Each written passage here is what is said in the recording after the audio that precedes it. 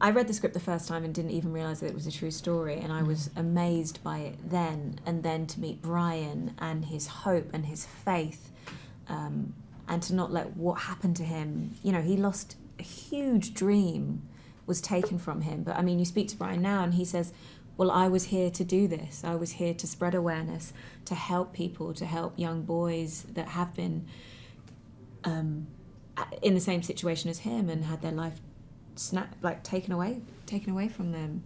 And it's so inspiring and so positive and hopeful.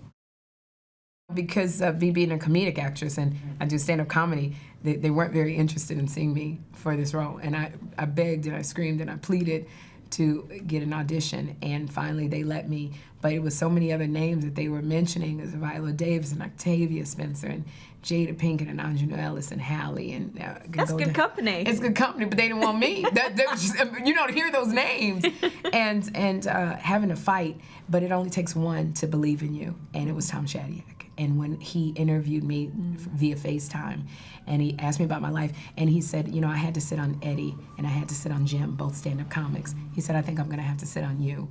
And it was just like, what a feeling. And he knew how to direct me and how to get the comedy and the comedic stuff out of the way and bring the authenticity and the pain up.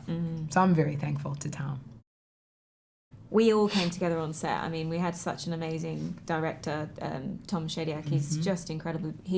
And how he chooses his cast is quite amazing. I mean, and how he knew so much about all of us. And so by the time we came onto set, he understands how you work and what can trigger different things in you. It was just such an amazing experience. I hope they experience some of the inspiration and the hope within this movie, and to bring about change, so there can be reform within the system. I do hope that parents, you know, that's your worst nightmare, that you get a call that your child has been in prison or arrested, and you can't protect them.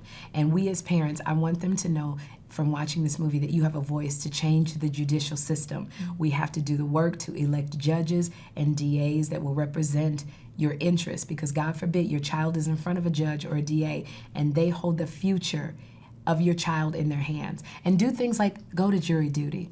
Be a presence, because if something happens, you want folks who represent you. And knowing that you can get your smile back. If you look at Brian, he got his smile back after so much devastation.